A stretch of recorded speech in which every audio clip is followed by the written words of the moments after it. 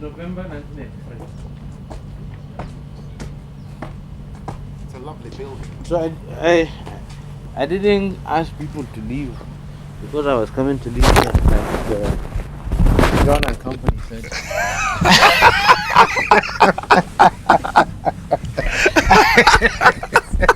So you're the culprit. It seems so now.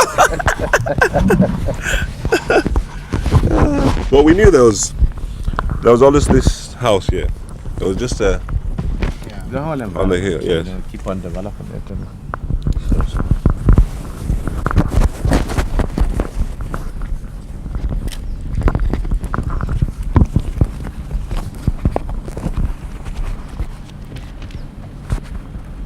It's quite cool, actually. Yeah, it's not bad, but it will get hotter. Yeah. I just hope the sun doesn't move. Something I'm sure you're very, very used to, which is one of those boring things they call a two-shot. And we basically use it to set up the questions I'm going to ask you. Okay. And, it's going to be over in a second, but it's just one of those Sure. horrendous details which we have to go through. And it should be over soon, I hope. Sure. I like the sound of the birds. It gives it Yeah, very crazy about that. salubrious environment. Should be all right. Okay. Okay. Mr. President, thank you very much indeed for talking to the BBC. It's now nearly 40 years since African nations began emerging from the yoke of colonial domination. Yet Africa is still the least developed continent, and many people in this place are still hungry. Why do you think this has happened? Well, thank you very much.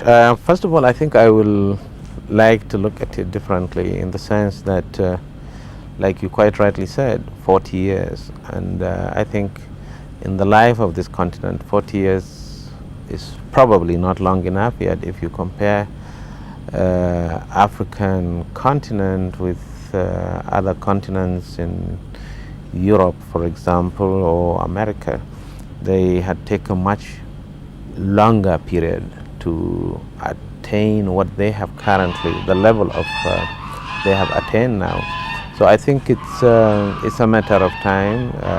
Like you rightly said, it's a developing nation, and I'm confident that maybe in the next 40 years, when it would have been 80 or 100 years, it could be a different story.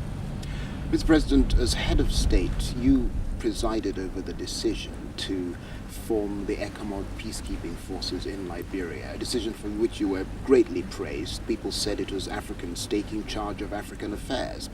But it's now several years later, and many countries are beginning to pull out their troops, and it's almost as if the Liberia thing is not going quite as well as people thought it would. Do you think that decision to send in troops was a mistake?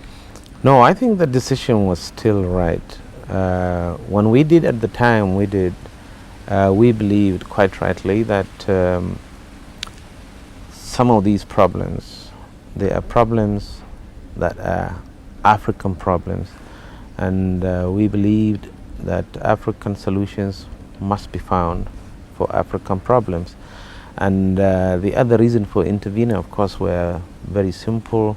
We had a sister country that was in such a serious situation that virtually everything in Liberia has collapsed. The government at that time was unable to govern the people, and looking at the entire sub-region, I mean, whatever happened in Liberia at that time is likely going to affect other countries. So we thought the best thing is to go in as a sort of rescue mission to maintain the sovereignty and integrity of that country by making sure that there is law and order in the country. And I think this is the motivating force, and I believe that our vision at that time was correct. It is still correct, and I believe the decision to send troops was also a right decision. Mr. President, I'm going to throw out a few countries in Africa, and if you would please give me some short answers on what you think about those places today. South Africa. I think it has come a long way, and from what we are seeing now, there are great hopes for the eventual development of South Africa. Rwanda. It's what happened now in Rwanda. I think is not, to me, it's not very unusual. But I think as time goes by, with the fighting now coming, it's not as intense as it was before. I believe, again, it's a question of time. It is going to take time, but I think we will overcome it. But the scale of the massacres in Rwanda, 500,000 people, that's frightening.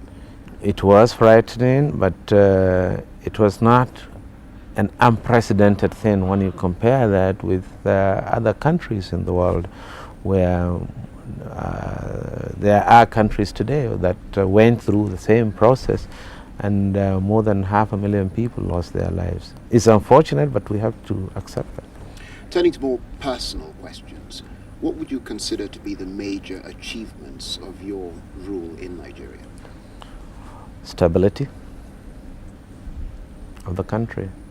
We were able to hold the country, and we kept it despite all the problems, the troubles, economic, political. But we succeeded in keeping the country one, as seen or as visualized by the founding fathers. So we were able to keep the country. I think it's a great achievement. And what would you consider to be your failures? Well, I don't like to look at it from failing point of view, because ours is a developing country, and as long as we are developing, there have to be the ups and downs of a developing nation that is striving very hard to try to develop itself. There may be areas that mistakes were made, fine. I think it is only natural where mistakes are made. Such mistakes are being corrected, or efforts would be made to correct them by the incoming regime, and I think that is normal. As a former head of state, how much responsibility are you prepared to take for the current economic and political crisis in Nigeria today? Well, I think as maybe as a Nigerian, every Nigerian has a role to play in trying to bring up the required standard economically, politically in the country. So I think my responsibility is the same like any other good citizen of Nigeria. Mr. President, people say that specifically your decision to annul the 1993 presidential elections was responsible for plunging the country into crisis. Why did you annul those elections? Well, I think this is one thing I have always did tell people. There is what we call the statute limitation period, and I would rather talk about it after that period must have expired. To put it another way, sir, there was some suggestion that at the time, actually you said at the time, that you annulled those elections because you felt there had been lots of irregularities, or certainly that you had proof that there had been lots of irregularities. But there were international observers in Nigeria who disputed that. Do you still stand by what you said then? I still stand by what I said, but also don't forget that the international observers may not be in a position to cover 70,000 odd polling booths countrywide. The international observers perhaps stayed in 1/50th of the total polling booths that are available in the country. But if they base their argument based on the little area they have seen, I don't grudge them for saying so, but I am in the country and I am in a position to know what happened in a greater part of the country than the international observers, but we appreciate that they came. Did tribal sentiments play a part in that decision? No. If by nature of my profession, we are, as a military officer, as military man, completely detribalized professionals, and we still remain detribalized. So the tribal sentiment does not come here whatsoever because it's not consistent with my professional calling. Some say you simply didn't want to hand over power. Well, I don't know. Some said so, but the fact remains that I announced as far back as June 1992 when we set up or August 1992 when we set up the interim government transitional council. I announced the day that I will leave office, and it's basic common sense. If I should announce a day that I will leave a year or 9 months before and I kept to that date, so the question of he doesn't want to leave does not arise at all. Looking back now, do you think it was a mistake to annul those elections?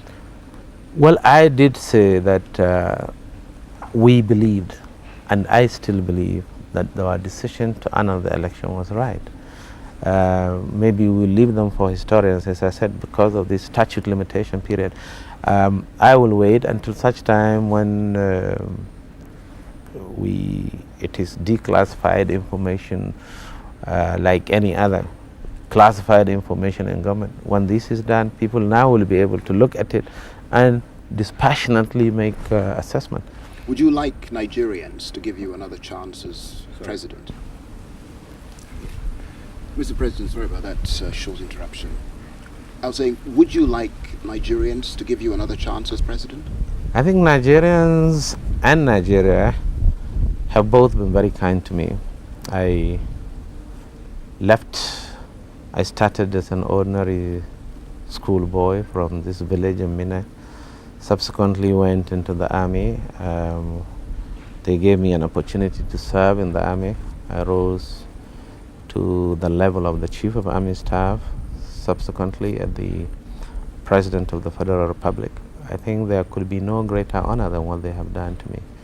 And I think I'm satisfied that I have tried to work to the best of my knowledge and ability. And I appreciated the opportunity being given to me. What are your impressions of the state of Nigeria today? Well, I think like all developing nations, I did have on many occasions say that in any country there are ups and downs, and we are not an exception. So what we are going through, other countries went through it, other countries will go through it, and I think I'm still very, very optimistic about Nigeria and Nigerians. But do you think conditions have worsened or bettered since you left office? Well, it depends, the way people assess things. Economically, for instance? Well, there is a general recession in the world all over, and we are not an island unto ourselves. We are part of the economic system of the world. So whatever affects the world naturally is going to affect our country. What about politically? The same thing politically, especially the third world countries, if you may call it that way. We just have seen what is happening in Eastern Europe. What is happening there is not what you may call political stability. And we are going through the same thing in Africa, in Asia. I think it's a time. Once we get over it, then we settle down and still look for another problem that are part of the human existence. What do you think needs to be done urgently now to keep Nigeria from degenerating further into crisis? Well, I think it's the basic responsibility of all Nigerians. We have to come together. We have to work together. We just have to believe in this country. And I think once we have that as a mental attitude,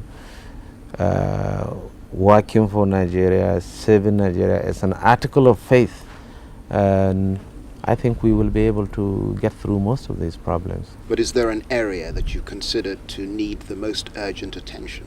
No, I think it's basically like any other country, two areas I will say, political and economic. Would you be prepared to run for office again? The answer is no. Why not? Because of the reasons I did mention to you. I think the country has been very kind to me. And there are, about 90 million of us. And there is nothing special about me as a person. I'm just an ordinary human being, just like you are. And there are such ordinary human beings who will also be able to do the same. So I think they should be given a chance. Here you are, Mr. President. You've been a head of state, perhaps the most influential leader Nigeria has had since the Civil War. What do you think the future holds for this country now? Bright. Very, very bright. I still maintain and I still believe that what we are going through, it's a problem which we will be able to overcome, provided we are prepared to work and work hard. Mr. President, thank you very much indeed. You're most welcome. Okay, let's do it then. You've given him a scoop, sir. You should have given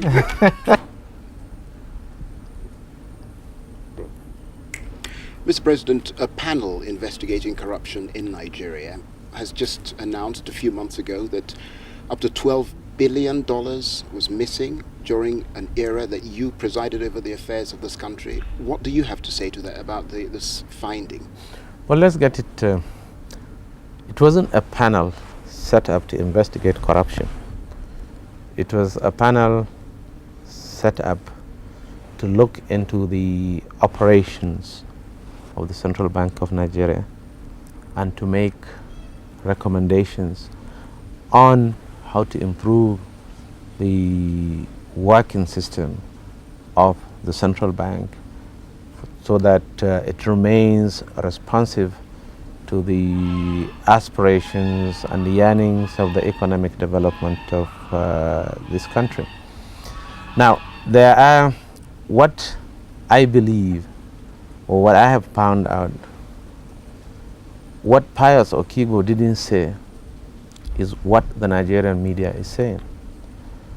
And as an elder statesman, one of the basic common sense and elementary things of elder statesmanship is not to talk on a subject that you haven't read about, not to talk on a subject that you haven't been briefed about, and not to talk about a subject that you did not participate in articulating such a policy. So what you have now is a situation that the media is saying what he didn't say. And I am not, and the public is also not in a position to know what he said or what happened. So I think it's unfair for me to talk about it. But can you say categorically that during your time in office there was no extra budgetary expenditure? I think like any government in the world today, what every government is striving to control is this question of deficit. This is the greatest debate in the United States, how to control deficit and so on. And how do you come by deficit in any government expenditure as a result of this extra budgetary development and so on and so forth. So I think it's not extra budgetary. It's not, to me, it's not anything new. You can still develop in deficit to the best of my knowledge, and the important thing is to try to curtail it, and I think we did the best we can to curtail deficit. We have not been able to wipe out the deficit, and I think it's a continuation of government. Was all the money Nigeria made properly accounted for during that period? I want to believe that we did and we will, and I said it as far back as 1989. I said it in 1990. I said it when I inaugurated the Transitional Council, that at any given time, the public had the right. They need to know how their money was spent, and we are and we will be in a position to tell the public when the time comes. How do you think the government should treat corrupt officials? Do you think they should be prosecuted? There should be a special investigative? Well, I think the thing is that everybody, especially in our country, tries to put the problem on the doorsteps of the government. But I think, and I said it before, it is the responsibility of every Nigerian. From my little experience, and I said it before, the best we could do is to go to the source of corruption in our system and to try to see what we can do about that system. For example, we knew that one of the sources of corruption when we came in was the issue of import license. We put it off, we cancelled it. We also knew that one of the sources of corruption was having another body that oversees the activities of the farmers when it comes to selling of their products. So we deregulated that, and as a farmer, he is the master of his own products, if I may put it that way, and he can go ahead and reach the same places that the intermediaries are reaching for him. Now that eliminates whatever corrupt practices were there in this. And we also knew that wherever you have control, there is the tendency to, typical African, to pose that you are the boss. Somebody has, whatever you are doing a favor. So we decided to deregulate the whole economic system. You saw it in privatization, commercialization, so that people now should decide whether to give bribe or not. So, and we tried to educate the ordinary Nigerian that he either shouldn't give, shouldn't accept, and where he should know that both the giver and the receiver are committing an offense by law. And we encourage the Nigerians to come forward to report erring public officers. But they are not doing that, unfortunately. So they are not helping the government to try to stamp out some of these problems. Mr. President, thank you very much indeed. You're welcome. Thanks for drawing my attention to that very situation. Most of the fraud cases in central bank are with the police who are not in the money. It was in that statement that he said, but nobody is interested in that. But at one time in this country, people knew that the haven for fraud in Nigeria is in central bank.